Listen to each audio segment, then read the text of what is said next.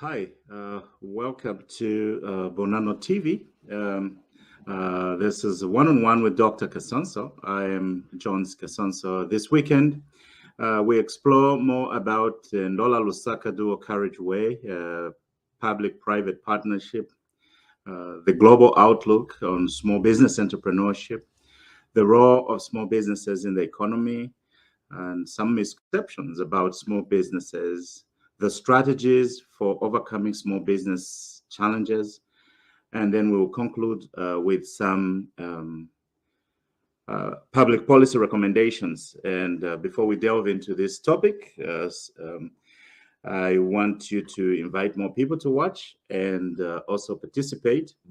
I'm going to invite the Mulemena boys to entertain us with some Kalindula and a track called Kwilamba Ekwesu. And it's about the Lamba culture and the need for entrepreneurship, the value of entrepreneurship. So enjoy the track whilst you are sharing this track with this broadcast, and we will get started soon.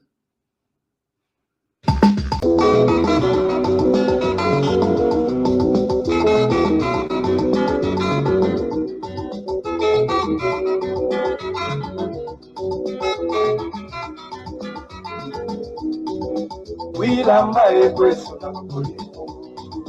Kwilamba ekwesu Kwilamba ekwesu Kwilamba ekwesu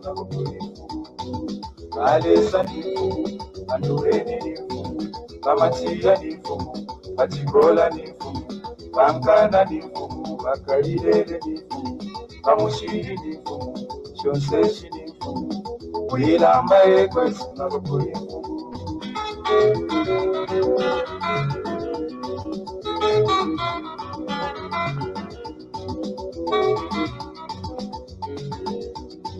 Wewa vyanzi mpindi ya fika ya kulima Wewa vyanzi mpindi ya fika ya kulima Ababyesu muzabya Onseba ishuwebe Nomba kwewa chido Ichitupa mpishe Igatane bose Kuno kwesu kwilamba Kwilamba ekwesu nakukulima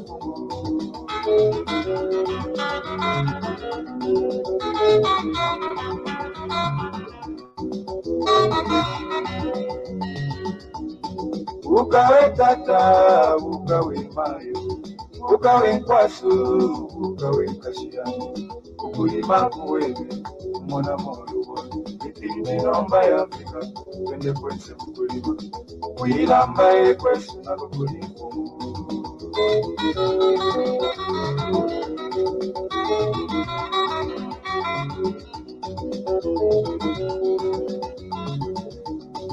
Nomandi kwite, shani bonago.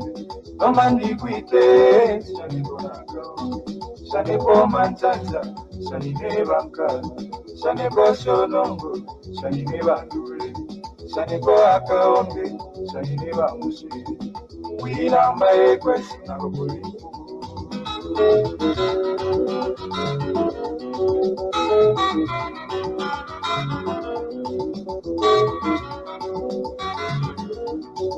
Shani po manchanja, shani neba machia. Shani po shonongo, shani neba chikolo. Shani po akaonge, shani neba kalile. Kwilamba ekwesu na kukulima. Kwilamba ekwesu na kukulima. Kwilamba ekwesu na kukulima. Kwilamba ekwesu na kukulima.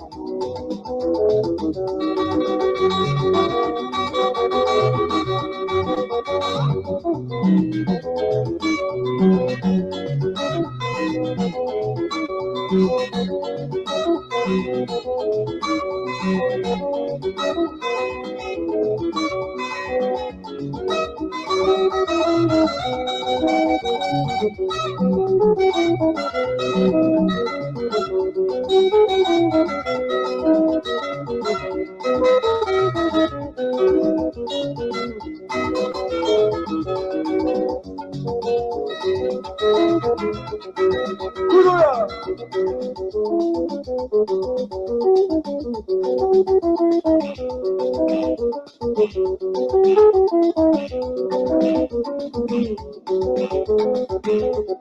Tutakaya.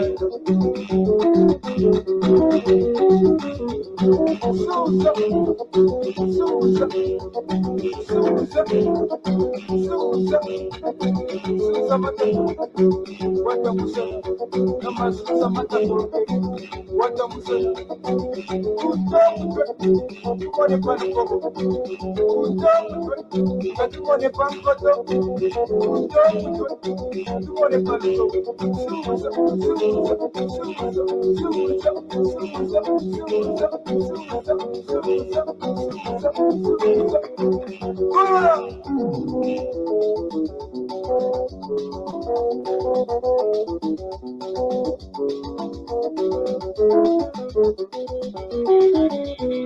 Tenuna kaya. Why?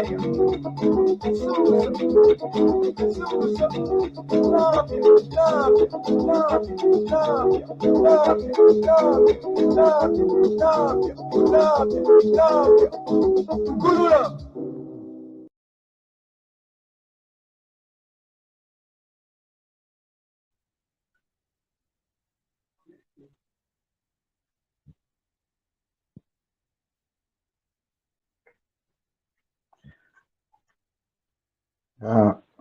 Good evening.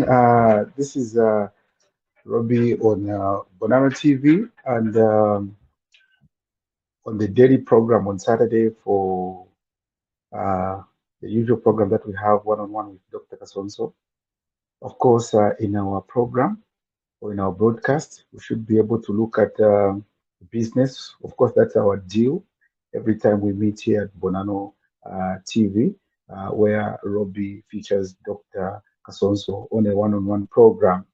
Uh, well, we appreciate all of you that are subscribed to Bonano TV. Tonight, we are live on Facebook.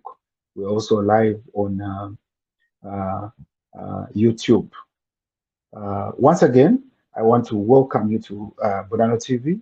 Of course, I'm Robbie Chihuru broadcasting from Ndola, Zambia. This Saturday night segment on Bonano TV, we present one-on-one with Dr. Kasonso. We talk about current issues in business with a focus on Zambia. Today, it is the How to Fix Zambian Economy Part 3. We are going to run the theme for the next 11 weeks. Don't forget that it's supposed to be a 12-week. We've already done one, so it's now 11 weeks. So make a date with us every Saturday night. Please share this discussion with your friends on Facebook and subscribe to Bonano TV if you're not. We wish to tell you that as we celebrate Youth Day, find time to listen to our program. So, and thank you, viewers, for watching us here on Bonano TV. We monitored the performance of the kwacha at the close of business week last night. The US dollar to the kwacha was buying at 19.99 kwacha and selling at 20.05 kwacha. The British pound was buying at 23.99 kwacha and selling at 24.05 kwacha. The euro was buying at 21.23 kwacha and selling at 21.28 kwacha. The South African rand was buying at 1.10 kwacha, selling at 1.10 kwacha. Clearly, the currency exchange rate is failing to hold due to low aggregate outputs of our economy to the global market, or rather economy. This has been worsened. This has been worsened by the Chinese. So China's dragging their feet to restructure the PF contracted debt. Don't forget that we are discussing business, and then all these things. Excuse me, if I beg your pardon on that. Yeah, all these things would affect the business, especially in the entrepreneurship dealership. So tonight, it is the how to fix the Zambian economy, part 3. In this broadcast, we explore more about the Ndola-Lusaka dual carriageway undertaken by a PP project. The global outlook on small business entrepreneurship, the role of small businesses in the economy, some misconceptions about the small businesses, the strategies for overcoming small businesses challenges, and conclude with some public policy recommendations. Please, if you just joined us, kindly share the discussion with your friends on Facebook and subscribe to Bonano TV if you have not. We are live on YouTube as well. To help us address these salient points, let me bring in Dr. Kasonso from the United States of America, the state of Iowa in the US. Thank you, Iowa. Dr. Kasonso, you're welcome.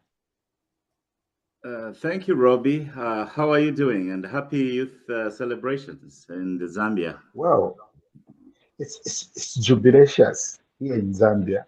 You know, our president had the end about the youths, and then it was so exciting. He's also coming on the copper belt. It's coming to join more youths. Now he's the father of the nation, and he's young at heart too, Dr. Kasonso. Yeah. Yeah, that's very good, Robbie. So, what else is going on? Well, it's like the whole country has shifted to the copper belt because the affiliation to the youths is great. Of course, not forgetting that they are the magnitudes and they are the people that are in need of a lot of basic needs and of course work jobs here and there. So, and with promises that are positive, it's working out and they're excited. Youths are just excited on the streets. It's exciting. Oh, wonderful, wonderful. Thank you. Thank you, Doctor. How's Iowa, the state of Iowa? It's snowing here, and we are locked inside. We let the weather take care of itself and the environment outside, and it's just beautiful. Spring break is ending, so we're going back to class. We're going back to teach, and we're excited about that. Thank you so much, Dr. Kasonso. It's as usual a good time and a moment that I always toss you to and from left, right, and center with a lot of questions because the business fora needs to be expounded. We need to extrapolate a lot of information from Dr. Kasonso so that at least as a country, of course, moving in the right direction, we should be able to appreciate your contribution to anything that we want to find out or rather ask you on this forum, Dr. Kasonso. The Ndola-Lusaka dual carriageway PPP contract has continued to dominate the news and events in the country. What are your thoughts on this topic this week, Dr. Kasonso? Yeah, well, Robbie, the first thing I need to be able to say up front is that I have listened to many commentators on this subject, and it seems to me that there is a lot of misinformation that is going on. There's a lot of misinformation that is going on, and this misinformation is not coming from people who know nothing. The misinformation about project is coming from those people who know only in part. Those who talk as if they know something, but if you pay attention to what they're saying, they only know in part. And those are the worst culprits that are misinforming the nation, misinforming the public, and misinforming the youth about the nature and what is going on with this noble project. Yeah, so I take the view, Robbie, that the detriment that we are having, this discussion is to the detriment mostly of the half school, what we call half school. Peperiashi, landa sana, with a lot of energy. But if you wish you no.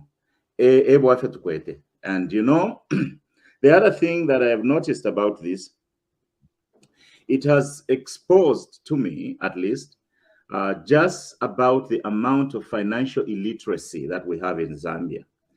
I have heard some people use utushimi, to try and explain a purely business concept, and that is as added to the confusion, because we cannot use inshimi, imilumbe, we cannot use simplistic metaphors from our oral traditions. We cannot use those to try and understand a business concept. So we have to use appropriate business education using appropriate business models to try and explain this noble business concept and the benefits that can accrue to the nation on that. So the confusion around this, in summary, is coming from the half schools, and two, using wrong models to try and explain the concept or understand the concept. We can't use Viambomkika onde to understand the gist of this, but we can go and explain the business concept in Kika onde. We cannot use Ichibemba Chitila to understand this concept, but we can go and explain Kulubemba in that appropriate language of what this business model uses.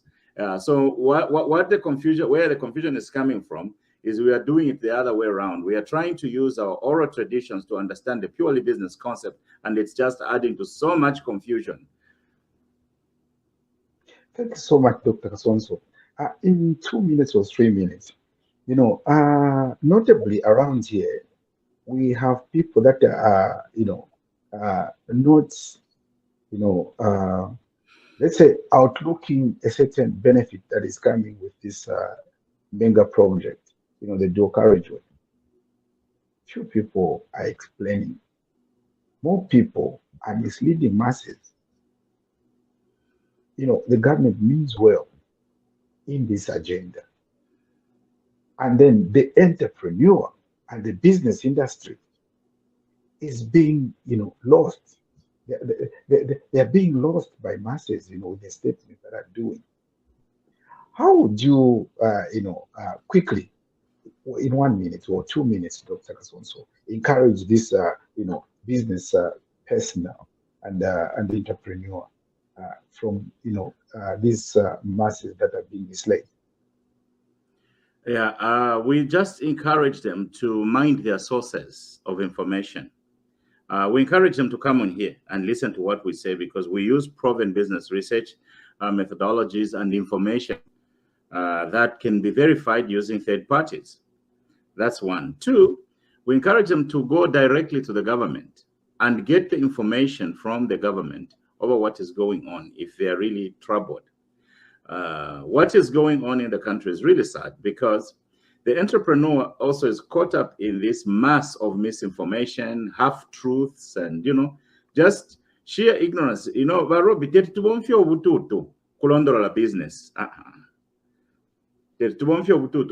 Business. And the entrepreneur needs to use the appropriate sources of information, authoritative sources of information, to recognize that they're tremendous. What I would have expected, or what I'm expecting actually from reasonable minds, in the mass of this noise, the entrepreneur should be focused on what business opportunities can come from this project and how can they take advantage of those opportunities. That is what the entrepreneur needs to be focused on. And it is sad that people are busy mobilizing for politics more than 3 years away from the election. That is good. But what people need to be mobilizing now is what better deals can they get out of this government, which they elected into. So the entrepreneur should read the situation, should read the moment and lead into taking these opportunities seriously that are being created under this major project. You know, I have heard metaphors like, you know, we are using money, our own money, and loaning it to other people, and then the other people are making money out of us. That is a very ignorant narrative. The government has got no money at all. And what the institutions that have money are APSA and workers' compensation and others. And that is not government money. Although these institutions are quasi-government, that money is not part of the treasury. That money cannot be written in a check by the Minister of Finance to the people. So the thing is, we need to continue on this mass public education, because Muzambia muli ubututu Robi muli ubututu wako bati ngabaisa fokomona ka point yaka kufunya mu bututu ero wabika mona passion kunuma wabika passion, you know, put passion behind ignorance. It's a disaster. It's a disaster you will get. So, but in the midst of this mass and this noise, we should continue to be the voice of reason and to be able to encourage those who can be encouraged and inspire those who can be inspired. This is the moment of opportunity for the entrepreneur. A big project is coming that straddles several provinces. Position yourself to take opportunities from there and appropriate business opportunities and resources to improve your own bottom line. That's what we can say to the entrepreneur, Robin. Excellent, excellent. That's why Bonano TV is here, to make things, you know, be known in simplicity. You know, Dr. Kasonso, here on Bonano TV, we have pitched a robust small business development as the key to the economic development of our country. You know, in the current situation, small business employ about 80% of the current workforce in Zambia, and most of them are in the agriculture sector. 70% of our taxes revenues are from small businesses. That's the view. What's the global outlook on small business, you know, entrepreneurship? Dr. Kasonso. Robbie, that's an excellent question. You know, when I was growing up in Sanfia, before we went to Ndola, they told us that umwana shenda atashani no kudaya. The umwana shenda atashani no kudaya. It's a child who only knows about the mother's cooking and doesn't know what is going on in other pots, what other mothers are cooking. Thinks that the mother is the best cook. So I appreciate your question, first of all, in the sense that you want us to look at what is going on in the global economy. Yeah. So in the global economy, what is the outlook on small business entrepreneurship in the global economy? There are three angles through which we can look at entrepreneurship in the global economy today. There are economies we can call factor-driven economies from the perspective of the entrepreneur, and there are economies we can call efficiency-driven economies, and then there are those that we can call innovation-driven economies from the perspective of the entrepreneur. So then from this global perspective, then we can see where we fit in and why our nation is prime and ready to take up these opportunities. First of all, let's try and shed more light on the factor-driven economy. The factor-driven economy is a nation where the major forces for jobs, revenues, and taxes come from farming or extractive industry like forestry, mining, and oil production. That's the factor-driven. In nations where there is little manufacturing, in these nations, most industry relates to farming, extracting raw materials such as mining and forestry. And in those fact-driven economies such as Pakistan, Jamaica, and Venezuela, entrepreneurship is essential to helping build personal wealth and breaking the cycle of low-wage jobs, and entrepreneurship levels are very high. Now, that is the factor-driven economy. The second one is the efficient-driven economy. This is a nation where industrialization is becoming the major force providing jobs, revenues, and taxes, and where minimizing costs whilst maximizing productivity, that is efficiency. We're minimizing costs and maximizing productivity is the major goal in this type of economy. Economies, as economies develop and go beyond the basic manufacturing, they are going to become more industrialized economies, as is seen in countries such as Russia, Brazil, and China. It is called an efficiency-driven economy.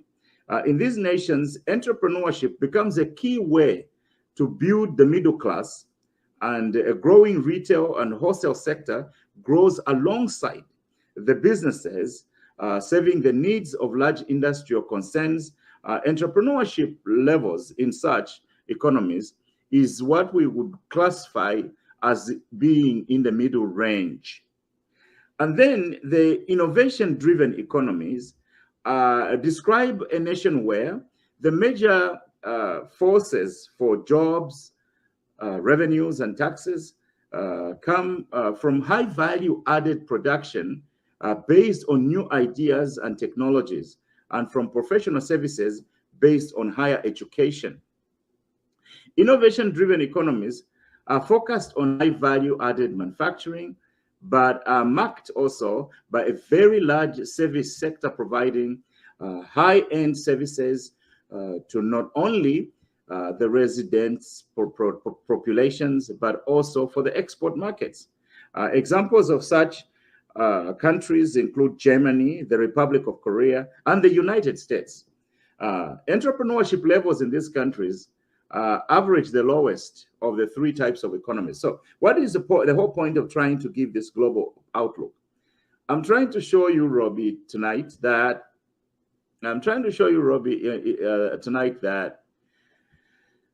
of the factor-driven economies, the efficiency-driven economies, the innovation-driven economies, the global outlook is that entrepreneurship is the highest in factor-driven economies.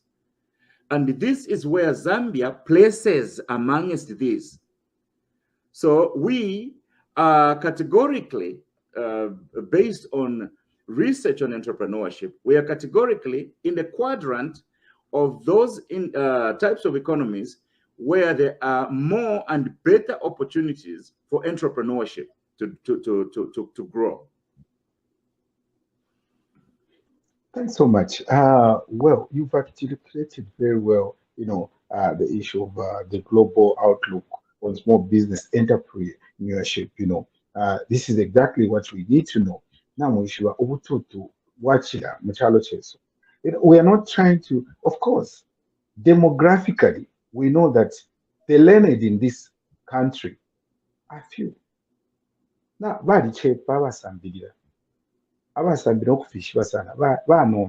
the masses, we are maybe average than the least, but they really need to understand this thing. That's why sometimes people come in and mislead the masses, and once the masses are being misled, it's not good. Now, but Bonano TV is here to make sure that that's why if you're watching us live, you are also encouraged to type down some few questions that you want to do, recommend, and just join us in those comments that you may be putting through. Okay, Dr. Kasonso, what's the role of businesses in the economy? Kindly let us know the role of small businesses in the country or in the economy. Thank you. Robbie, again, thank you for that brilliant question. We need to have this focus and understanding of what really small businesses do in the economy. Here, as Robbie said in the preamble, we have pitched the point that the economic development of Zambia is solely in the hands of small business development. The more small businesses we are going to develop, the more products and services at small business level we're going to develop, the better the country will be. the development of the country is not in borrowing some more money from other countries or from other institutions, but in increasing the productivity of small businesses. Now, this question that Robbie is asking builds on that. What role does small business play in an economy? There are many roles, but I will comment on 4 specific roles that small businesses do play in the economy. The first thing that we need to comment on is on new jobs. If the current population is going to get jobs, what proportion of jobs comes from different types of businesses in the country? Research has shown that small businesses provide more jobs than large businesses. So the role that small businesses will play starts with provision of new jobs. Small businesses account for the largest proportion of small businesses. One reason why small businesses are key employer is because they are more willing than most large businesses to offer jobs to people with a typical work history or needs, like people with new in the new workforce, people who don't have so many years of experience, people with uneven employment histories, and people looking for part-time work. These opportunities, these employment issues sit at the core of what makes small businesses attractive to local and state governments. So small businesses are a good source of new jobs. That is their role. Number 2, small businesses, Robbie, they are a source of new ideas. Let's call this innovation, a source of new ideas. The small business is a key element of every nation's economy. It offers very special environment in which the new can become normal. So if the country is looking to renew itself, the country is looking to have a new outlook or new perspective, or the place to start, the place to go is in small businesses. There is a concept that was crafted by an Austrian economist called Joseph Schumpeter. It's a concept called creative destruction. Small businesses are critical in that process of creative destruction. Now, creative destruction is the way that the newly created goods and services and firms can hurt existing firms and services. What we're saying by creative destruction is, for example, you can have a national park, but as soon as you discover a mine there, you are going to start mining. So in order for you to mine, you have to destroy part of the national park. So that is the process of creative destruction. We can also talk about creative destruction in form of new restaurant versus an old restaurant in the city. If, for example, we have a new restaurant in the city, that new restaurant becomes a hot place. So temporarily, those old restaurants are going to lose market to the new. So they are going to receive some bit of hurt because a new thing has been introduced. So small businesses play a significant role in innovation and bringing up new ideas. The third thing that I said 4, but I need to comment on the third thing, is about new opportunities. Small businesses offer opportunities for people to enter, to have upward mobility. Small businesses can create a shorter route for a person to access a better life than going to an old company, getting a new job in a new company and promoting over 10 years. So there are new opportunities for upward mobility. And the other opportunity is small businesses bring also new goods and new products that we can enjoy. So small businesses are a vehicle through which we can empower the community with some new stuff, some new things that the society or the community or the nation can enjoy. And finally, the fourth one is small businesses provide an opportunity for new markets. When we talk about new markets, we are not only talking about markets within an economy or in different cities. Small businesses also offer the markets abroad. For example, most of what Zambia has been in terms of small businesses, a lot of them, they go and buy stuff from outside of the country, and they come and sell in the country. So Zambia becomes a new market for the products from abroad. Yeah, but what we do need to do in this dispensation, in the national interest, is for us to increase the proportion of small businesses that are taking Zambian products and selling them in other countries, because that is how we can improve the kwacha, that's how we can raise the productivity. So small businesses offer us new markets. So in summary, Robbie, the role that small businesses play in the economy is they are a source, number one, for new jobs, new ideas, new opportunities, and new markets. Thanks so much, Dr. Kasonso. If there's so much potential, in small business development, it seems to me that most people are not taking advantage, of these benefits of developing viable small businesses because they have a wrong idea of business. Now, what are the most common misconceptions about small businesses that hinder people, Dr. Kasonso? Thank you, Robbie. The first and biggest hindrance in small business development are wrong ideas. So the hindrance is not something outside there in the market. The first hindrance is right in between the left and the right ear. The left and the right ear. It's the brain, misconceptions, having the wrong ideas in their head about the business, about business development. So now, what are some of these misconceptions that we can talk about? What are some of these misconceptions that we can talk about? What are the myths, the wrong ideas about small businesses that hinder most prospective entrepreneurs? There are many, Robbie, but for the purposes of this discussion, I'll focus on 5 of them. Number one, when you talk about the would-be entrepreneur in Zambia in particular, one of the first things that you come across, is the idea that there is not enough financing. Capital. So there's not enough financing. It is a misconception that for you to start a progressive business, you have to have enough capital in the pocket. You have to have a business plan, and then you have enough capital in the pocket. No. That is a misconception. Why? Because what drives a business is not the finances that you have for capital. What drives a business is the business idea you have. It is a misconception to think that the first problem is the lack of capital. Lack of capital can be an issue, particularly in Zambia.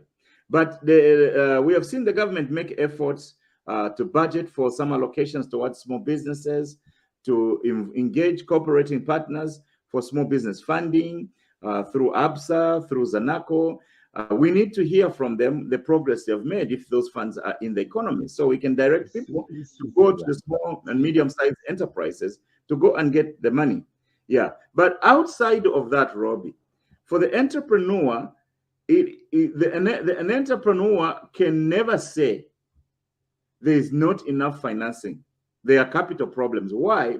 Because there are many opportunities. Let me give you 3 of them, 4 of them. Number one, there is a concept called crowdfunding.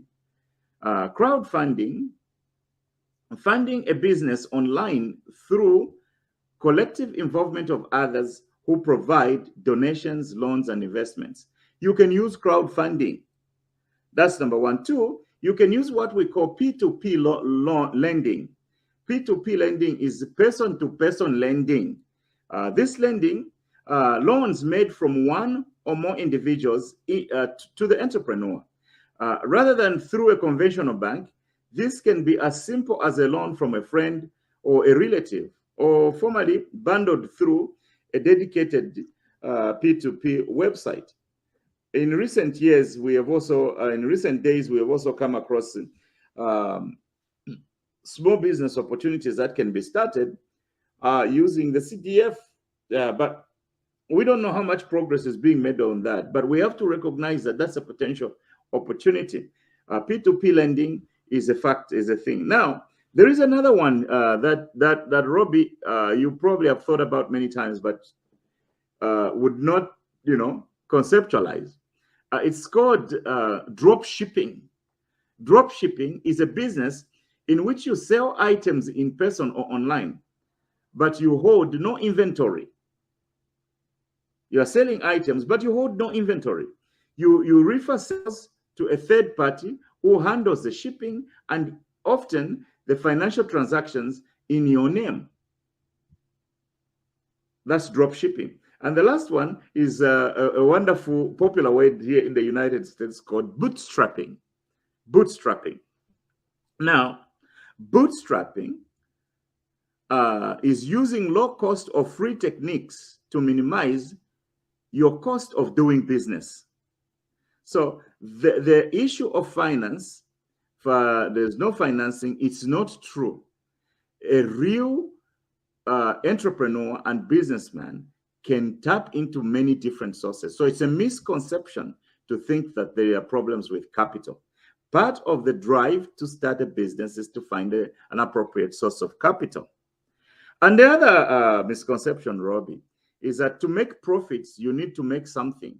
You don't have to make anything. There are a lot of services you can provide without making something a tangible product. For example, bookkeeping, services, credit counseling. Those types of businesses don't require you to have any physical product that you can be selling to people. So we have to go beyond the products that you have to sell. So the products that you can hold in your hands. There are a lot of intangible products that you can also sell. The other thing, Robbie, is the other misconception is that if you fail, you can never try again. If you close a business and pay off your debts, you did not fail. If you learned how to do better next time. So, what am I talking about here, Robbie? It's the idea that,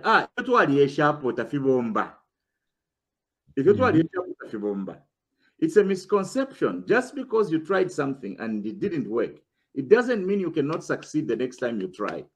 Most people who are successful, they tried the same thing in a different way and succeeded. So it's a misconception to think that if you failed once, you cannot succeed. It is a misconception. And the other misconception is that students don't have the skills to start a business. This is a notion that, nganachita graduating katampa business. Ngawachita graduate wakatampa business. Ama businesses, students valatampa. Facebook is a big business that was started by students. So just because you are in school does not mean you cannot start a business. Does not mean you have to wait until you graduate to start a business. You can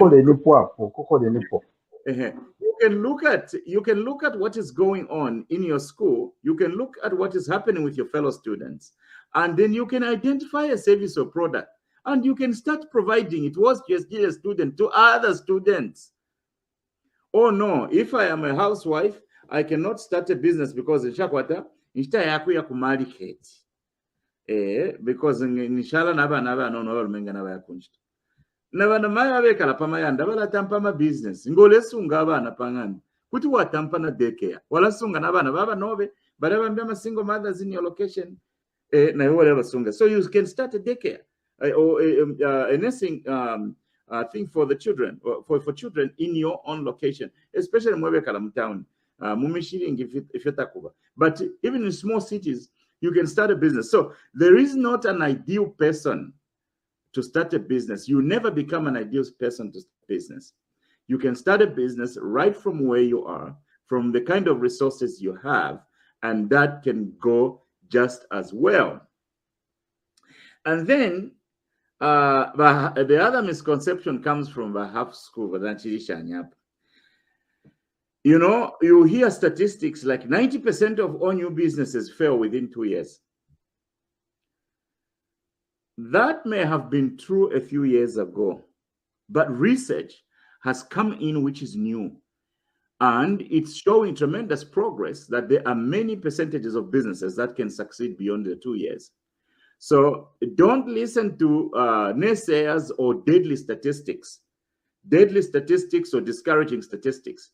Those are misconceptions. So myths or misconceptions like this hold back many potential entrepreneurs.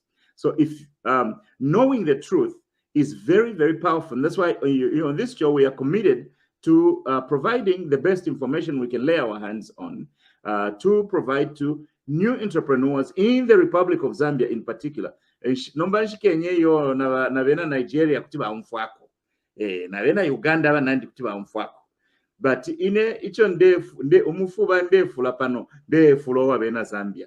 These are the misconceptions that we need to get rid of to start as many small businesses as we can, Brother Rob.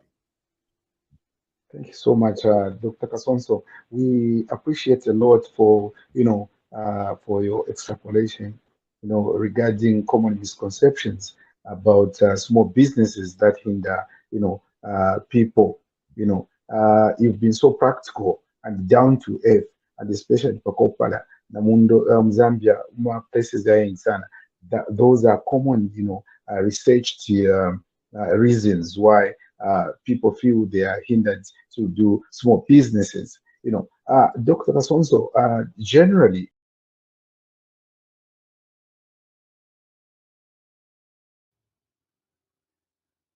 Okay. I'm waiting for Robbie, my partner, with the final question of the show. Whilst waiting for Robbie, I want you to remember the things we've talked about today. We have talked about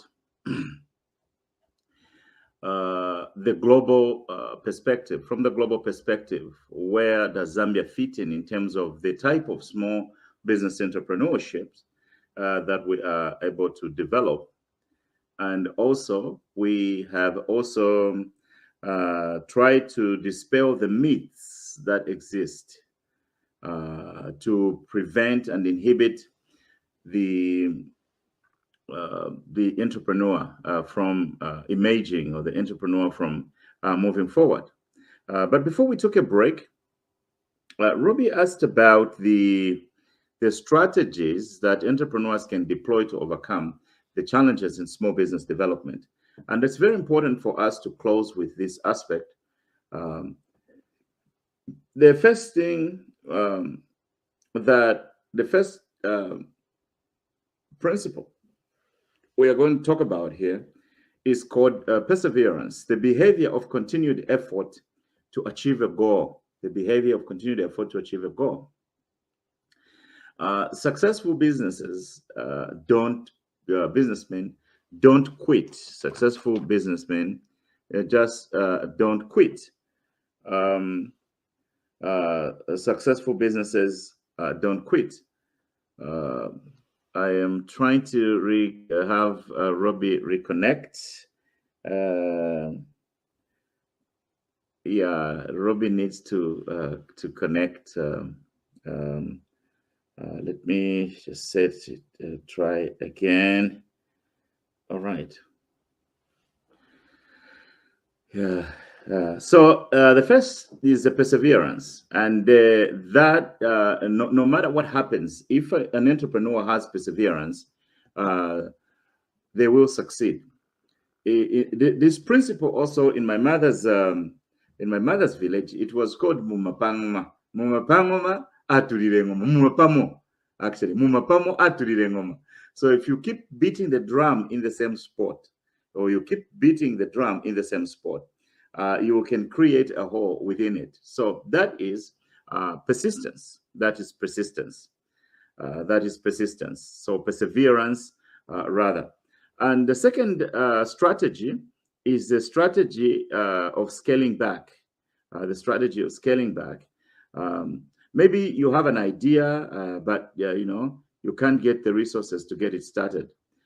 Try scaling it back to the level of resources you currently have available. There is a principle that the wisest king or wisest man that ever lived, that he put forward a principle.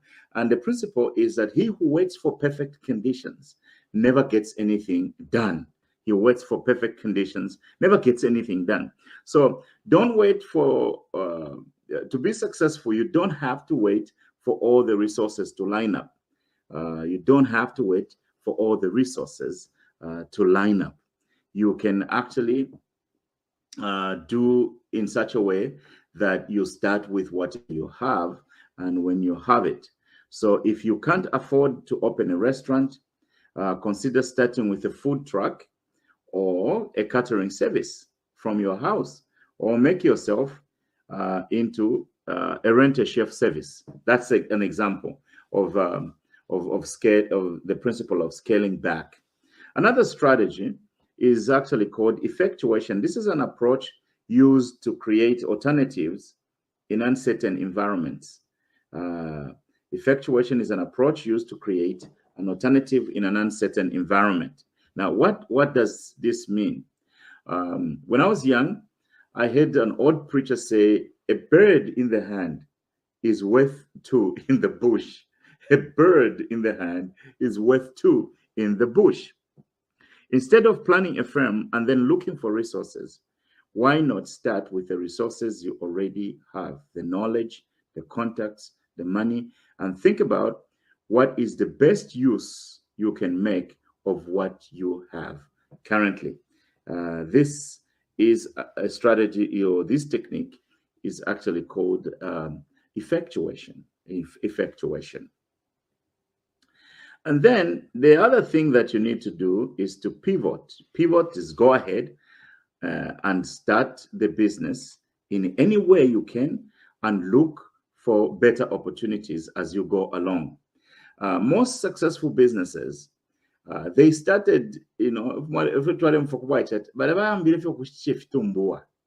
so ngishwale shift mbuwa wale panga kapia wale shift mbuwa wale bapange mpiyeshingi baku kabambu kwa kusenda kapenta kusenda kapenta kumpulungu kapenta yapita kapenta mwazamba vati balikula kaba. So most entrepreneurs who become successful, the strategy they use is they start from wherever they are and the opportunity they have, and then they dance around, they work around those opportunities until they find better or different opportunities, that can come back, or that can grow bigger.